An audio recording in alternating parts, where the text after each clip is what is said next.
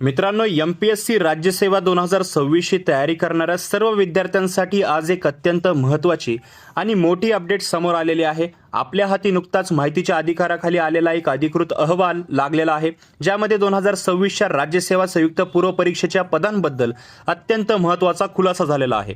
किती पदांची जाहिरात येऊ शकते, कोणत्या विभागात किती जागा आहेत आणि विद्यार्थ्यांसाठी याचा अर्थ काय होतो, हे सर्व आपण आजच्या व्हिडिओमध्ये सविस्तर पाहणार आहोत। त्यामुळे व्हिडिओ शेवटपर्यंत पहा। चॅनलवर नवीन असाल सबस्क्राइब नक्कीच करा। इम्पॉर्टंट लिंक डिस्क्रिप्शन मध्ये दिलेली आहे। जशी फर्स्ट लिंक आर्टिकलची आहे, तिथे आर्टिकल वाचू शकता। व्हॉट्सअप आणि टेलिग्राम ग्रुप लिंक दिलेले आहे, तिथे आम्ही ऑफिशियल PDF शेअर करत असतो। So don't forget to check out, the link is in the description. मित्रांनो, स्क्रीनवर तुम्हाला जे पत्र दिसत आहे ते सामान्य प्रशासन विभागाने माहितीचा अधिकार अधिनियम 2005 अंतर्गत दिलेले अधिकृत आन्सर आहे। या पत्रानुसार महाराष्ट्र नागरी सेवा संयुक्त पूर्व परीक्षा 2026 यासाठी 13 संवर्गाकरिता तब्बल 230 पदांचे मागणी पत्र महाराष्ट्र लोकसेवा आयोगाकडे पाठवण्यात आलेले आहे।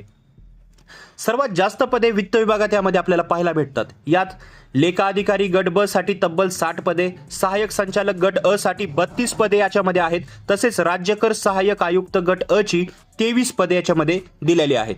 ग्रामविकास विभागात देखील मोठी संधी आहे। उपमुख्य कार्यकारी अधिकारी किंवा गट विकास अधिकारी, ज्याला BDO म्हणलं जातं, गट अ ची 13 पदे आणि सहाय्यक BDO ची गट ब ची 30 पदे याच्यामध्ये दिलेली आहेत।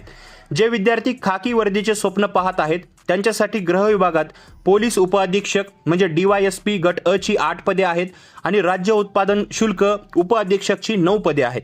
यासोबतच नगर विकास विभागात मुख्य अधिकारी आणि उद्योग व कामगार विभागातही पदे देण्यात आलेले आहेत, तुम्ही स्क्रीनवर पाहू शकता।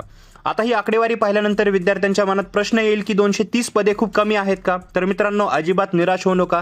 तुमच्यासाठी काही महत्त्वाचे पॉइंट्स मी सांगू इच्छितो। सर्वप्रथम, पदांमध्ये वाढ होण्याची शक्यता आहे।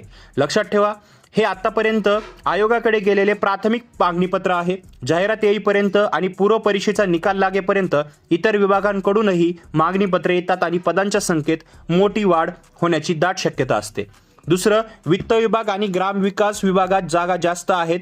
ज्यांची या पदांसाठी पात्रता आहे त्यांनी आत्तापासूनच मुख्य परीक्षेच्या दृष्टिकोनातून आपला अभ्यास अलाइन करायला हवा। तसेच राज्यसेवेचा अभ्यास करताना तो इतका सखोल करा की त्याचा फायदा तुम्हाला आगामी MPSC ग्रुप बी आणि ग्रुप सी परीक्षांसाठी नक्की होईल। तुमचा बेस मजबूत असेल तर कोणतीही परीक्षा क्रॅक करणे सोपे जाते, हे लक्षात ठेवा।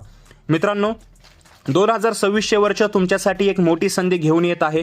जागा कितीही असोत, तुम्हाला फक्त एका जागेची गरज आहे, हे विसरू नका। आजपासूनच स्वतःला अभ्यासात झोकून द्या आणि सातत्य जे आहे ते टिकवून ठेवा। या 230 पदांपैकी कोणती पोस्ट मिळवणे हे तुमचे स्वप्न आहे, BDO, DYSP की लेखा अधिकारी? मला कॉमेंट सेक्शनमध्ये नक्की सांगा। जर तुम्हाला हा व्हिडिओ माहितीपूर्ण वाटला असेल तर नक्की लाईक करा, तुमच्या अभ्यास करणाऱ्या मित्रमैत्रिणींसोबत शेअर करा आणि अशाच अपडेट्ससाठी आपलं आणि मार्गदर्शन मिळवण्यासाठी आपल्या चॅनलला सबस्क्राईब करा विसरू नका। भेटूया पुढच्या व्हिडिओमध्ये नवीन माहितीसह। तोपर्यंत धन्यवाद।